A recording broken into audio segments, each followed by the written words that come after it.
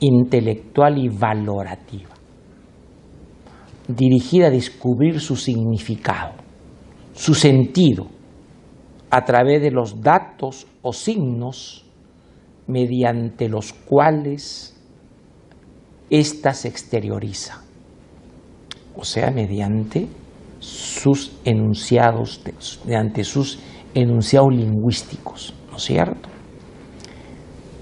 Lo que se pretende es poner de manifiesto el contenido y el alcance de un precepto legal, su ratio, o sea, o por anticipar conceptos, la voluntad legislativa, la voluntas legis. Ese es lo que se entiende por interpretación. Y existen, desde luego, varios momentos en el proceso de concreción, aplicación, interpretación y aplicación de la ley. En esta idea es bueno seguir igualmente, como ya dije, hay que seguir a Grobelsky, que creo que nos va a ayudar mucho en este particular. En la concreción de este proceso o de interpretación de la ley, siempre tenemos que tomar en cuenta que hay varios momentos. Está el momento de lo que se llama la decisión de validez, o sea, que se refiere a la validez jurídica de la norma aplicable al caso. Está la decisión de interpretación, que gira en torno al significado de la disposición legal aplicable a primera vista. En tercer lugar, la decisión de evidencia, que versa sobre los hechos que se dan por probados. En cuarto lugar, la decisión de subsunción, que resuelve si los hechos probados entran o no en el supuesto que contempla la norma legal correspondiente. Y tenemos al final la decisión de consecuencias, que determina lo que debe seguir a los hechos probados y calificados legalmente. Esos son, como decía Grobelsky, las 5 decisiones que se corresponden con otras tantas operaciones en esta lógica, en esta perspectiva de fijar los momentos en la decisión de un caso o de un asunto determinado. Y acá yo creo que el problema en clave fundamental o primario es el ámbito de la decisión de validez. ¿No es cierto? Cuando decimos decisión de validez,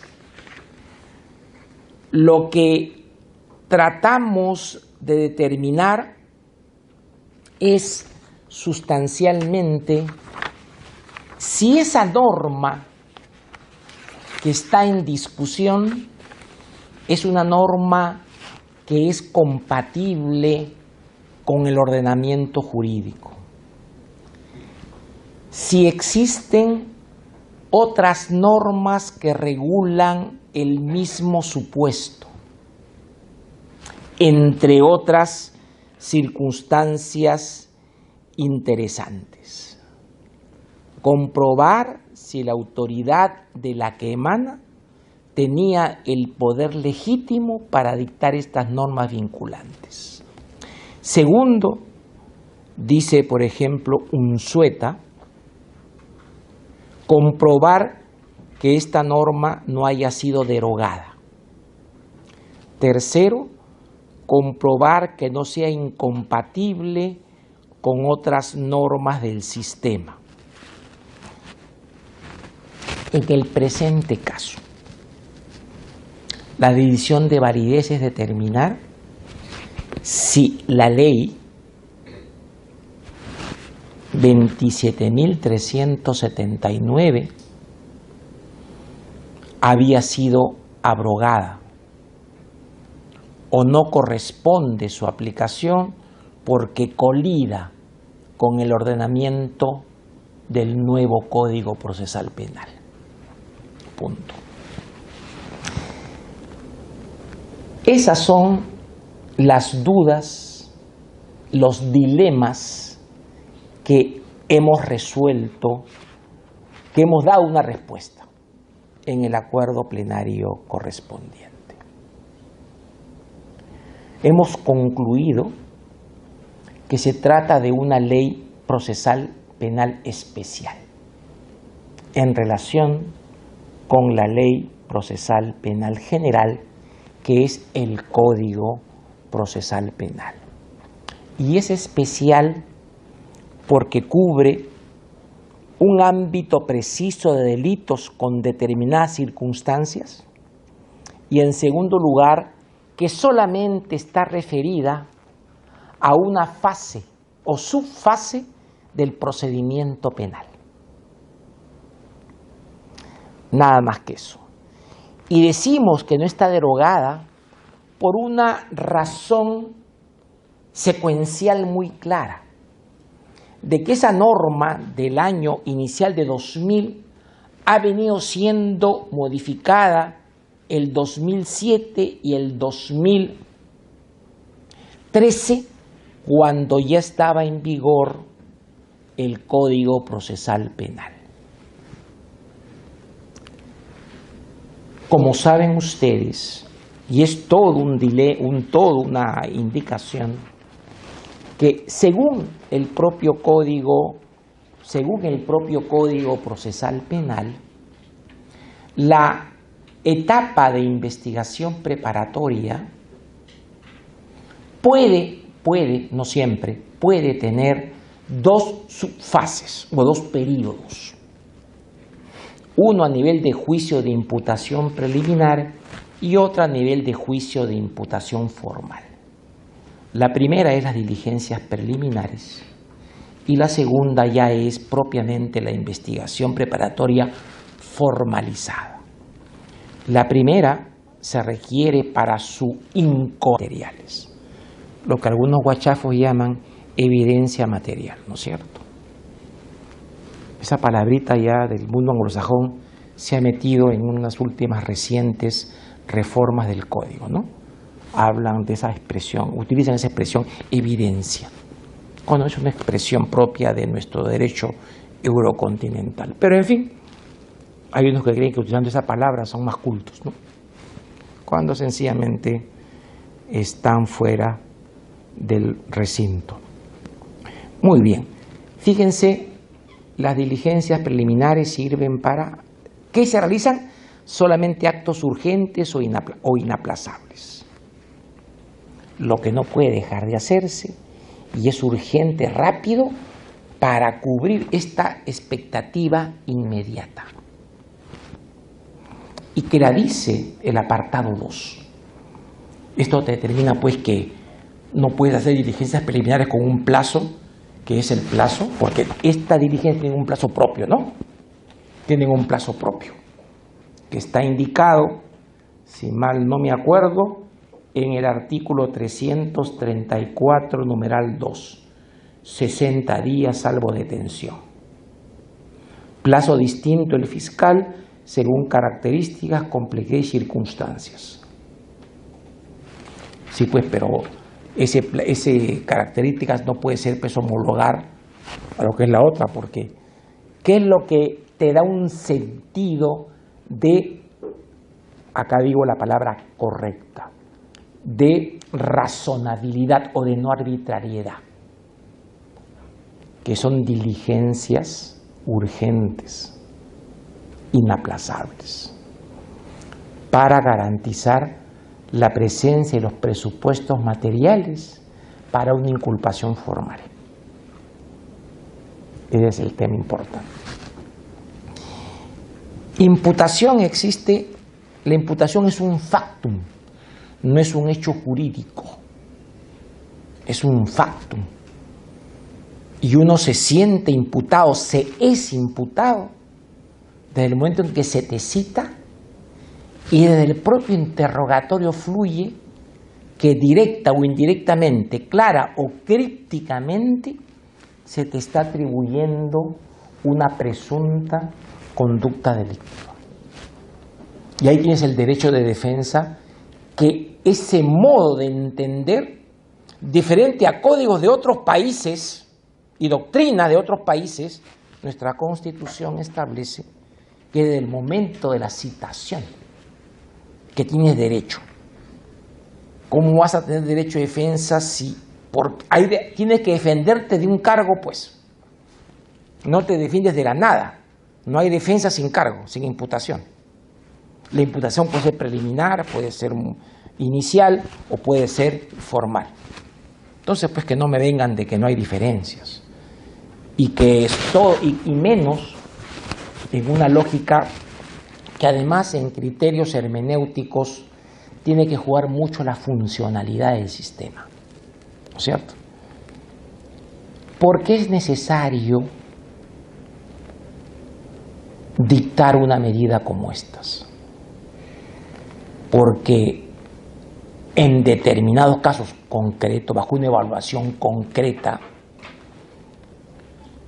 existe un riesgo concreto, fundado, de que el indiciado, de que el imputado puede apartarse, puede huir, puede darse a la fuga, puede entorpecer la actividad probatoria y por tanto se le requiere algún tipo de limitación de su libertad. Punto. En clave lógica, eso hay que entenderlo así. El fiscal no siempre tiene, porque la vida es así, desde el principio tiene todo. No, pues, no es así. Y si uno va a pensar en lógicas formalistas, de que hay que tener una imputación formal con todo lo que la ley requiere para la imputación formal, entonces decir que eso se requiere para dictar esta medida es pues ladrar a la luna, pues. Y es una medida que en pureza, una concepción que en pureza no tome en cuenta la realidad de todo procedimiento investigativo. Ese es un plano pragmático, real. Sobre esa base es que hemos expuesto lo que les estoy sosteniendo. He intentado trabajar un tema a partir de lo que es interpretar si hay o no antinomia. Y como ustedes saben, la ley, el código nuevo no derogó la 27 y pico, pero puede haber derogaciones tácitas, ¿no es cierto? Abrogaciones, cuando hay incompatibilidad. La pregunta es, ¿hay incompatibilidad? Hemos tratado de explicar que no la hay.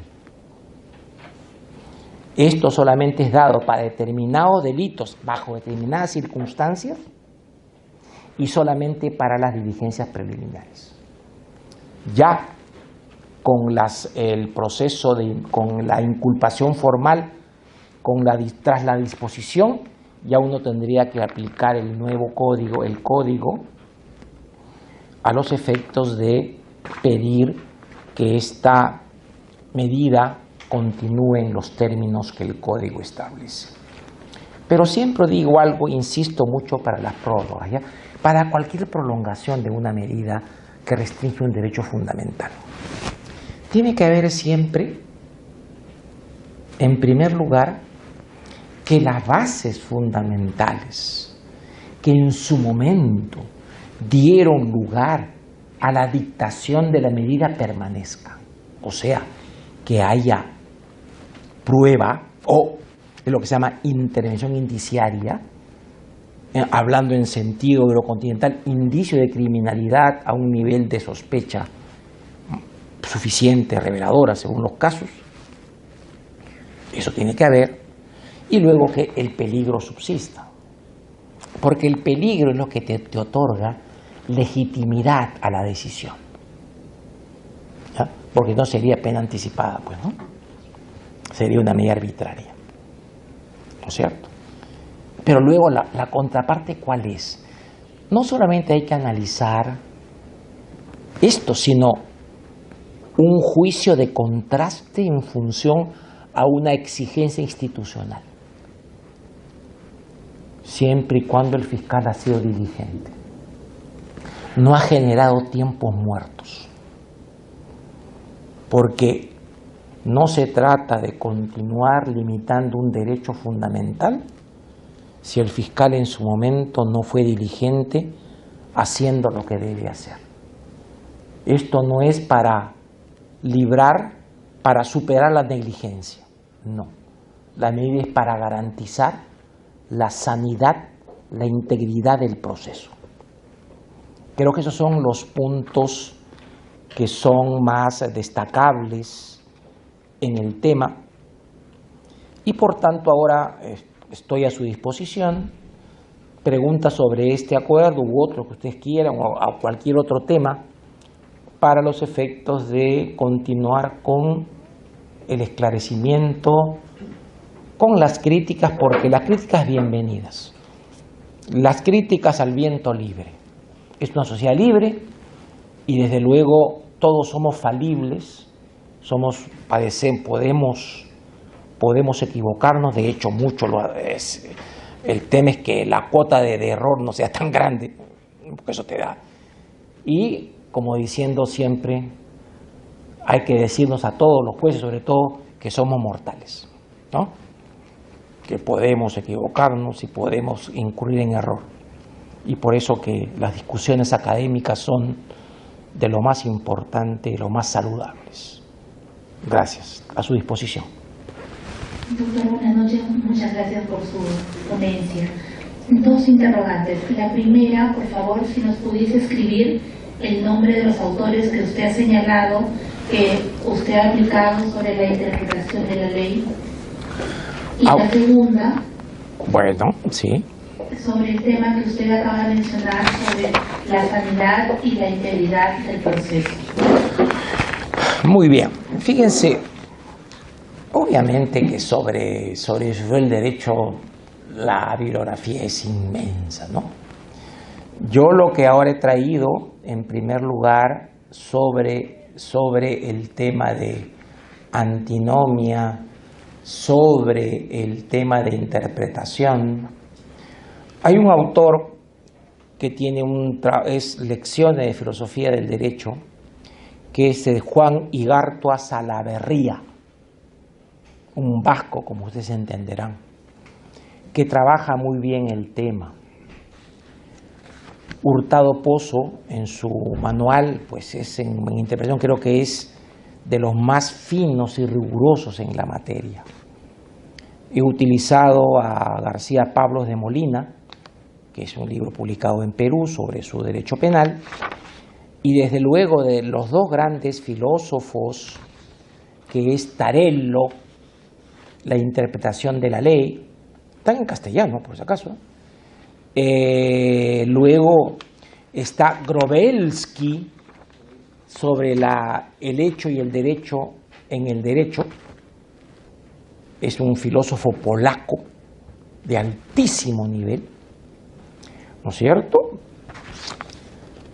Está Falcón y Tela sobre lecciones de teoría del derecho, ¿no es cierto?, que son los autores más representativos y que han hecho un trabajo sobre todo de esclarecimiento. Obviamente hay otro autor que yo le tengo un cariño extraordinario, que es Guastini.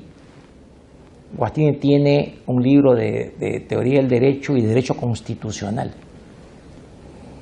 Y son de acá, o sea, el libro de él traducido del italiano y ese se ha publicado en Perú, por si acaso. por si acaso. Y si alguien quiere saber sobre motivación y los problemas de motivación y las anomalías en la motivación, pues creo yo que Igartua Salaverría es el más importante, ¿no? Igartua tiene un trabajo, tiene un libro que se ha publicado en editorial Palestra, por si acaso. Y también tiene este trabajo sobre filosofía del derecho, que es importante porque es el único autor en filosofía que trabaja el tema de los hechos en el derecho, los hechos. Todos trabajan en interpretación, todos trabajan en la norma, pero no trabajan los hechos. Y Igartua trabaja sobre, y él hace la diferencia, pues para que ustedes ya adelanten y revisen, ¿no?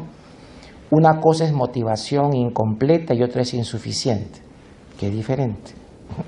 Otra cosa es motivación omisiva, otra cosa es motivación genérica, motivación dubitativa, motivación ilógica, etc. Y eso lo trabaja Igartua de un modo creo fascinante. Y diferencia entre hecho y el derecho, tal vez el trabajo más importante es el de González Lagier, que ha trabajado el tema. Ese es el punto que usted me preguntaba. Pero en fin, hay muchos trabajos, eso no, les doy unos poquísimos de todo lo que es el tema, es abundantísimo en la doctrina, no se preocupen sobre ese tema. Pero claro, si no hay teoría del derecho, ¿qué vamos a hacer teoría procesal? Pues es elemental, ¿no es cierto? Me preguntaba usted el otro punto era... Sobre sanidad y la integridad. No, el tema es, primero que las medidas de coerción, con función cautelar, función tuitiva, de función y de protección de la prueba, siempre apuntan, tienen finalidades procesales, ¿no? Que es proteger el proceso, punto. Tiene una finalidad procesal, no tiene una finalidad material, ¿no es cierto? No es de prevención general, prevención especial, no. Es solamente tuitiva, o sea, proteger el proceso. Y por eso es que peligro de fuga, peligro de obstaculización. Nosotros hemos receptado la teoría de los dos peligros. En otros países está la teoría de los tres peligros, que han incluido reiteración delictiva. Que ese es por ejemplo, para que ustedes sepan, es el supuesto que permitió en España dictar prisión provisional a los directivos del proceso, del intento de independencia de Cataluña, por si acaso. Pero en fin, es un tema distinto, ¿no es cierto? Por ahí trabajo el tema. Y acá hemos dicho que para imputados el impedimento de salir es una medida de coerción, porque apunta a los fines del proceso, a tutelar los fines, su integridad. Por eso que es medida de coerción, pues. No apunta al proceso de conocimiento. Y por eso es que cuando se dicta prisión preventiva por razones de obstaculización o de perturbación de la actividad investigativa o de prueba, esto de ninguna manera puede entenderse para tutelar la prueba. No. Eso sí es peligroso. Eso es ilegal porque choca con la garantía de defensa procesal. Hay que tener cuidado con eso. Mucho cuidado con eso. Por eso es que destacaba este punto que es, fíjate, si no vamos a las bases, a los principios, si estos no los conocemos bien, el riesgo es de hacer tonterías luego, ¿no? Utilizarla de modo malsano. Y eso es lo que hay que prohibir y hay que tener presente. Además, la ley es la ley. Este es un gobierno de leyes y no de hombres. Leyes. Hay que interpretar la ley, el ordenamiento jurídico, el derecho objetivo. De eso se trata. Me interesa un comino que las personas sean odiosas o no sean odiosas según cada punto de vista. Interesa que el derecho prime por sobre todo. Bien.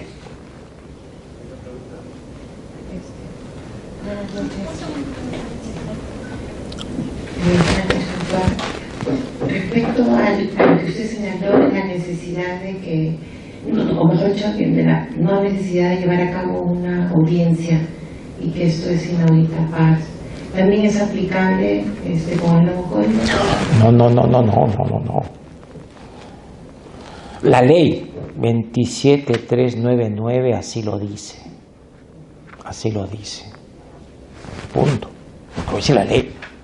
Pero tratándose de impedimento de salida en el nuevo código, luego de la disposición fiscal de formalización, es con audiencia. Eso es estrictamente legal. Estrictamente legal. El juez puede optar por audiencia en el primer caso, no es de recibo, pues. Porque ese es el primer momento y quieres evitar que se vaya a decir, te voy a hacer una audiencia para ver si te arraigo o te vas, pues.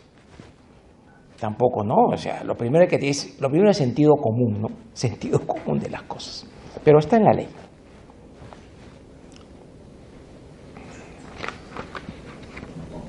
Doctor, buenas noches. Sí. En los procesos incoación del proceso inmediato, doctor, atendiendo ya lo que nos ha manifestado respecto al aseguramiento de las diligencias preliminares Ya. para evitarse un impedimento de salida del país. El señor fiscal puede solicitar el impedimento de salir del país teniendo en cuenta que si se declara procedente la incoación del proceso inmediato, ¿se pasa a juicio inmediato? Aquí desde luego hay que hacer una interpretación sistemática y de plena coherencia. Evidentemente el proceso inmediato no tiene la disposición fiscal de formalización. Sería absurdo decir en criterio formalista, luego no se puede imponer estas medidas. No, pues, porque ya se entiende que ha pasado lo que ha pasado. Además, los criterios para poder aprobar que surge un proceso inmediato te dan noción, porque es el criterio, esas las pautas de evidencia, ¿no es cierto?, que es fundamental, en donde los supuestos están claros y en donde ya está iniciándose propiamente la lógica formalizada de persecución. Y por consiguiente se entiende que eso reemplaza la disposición fiscal.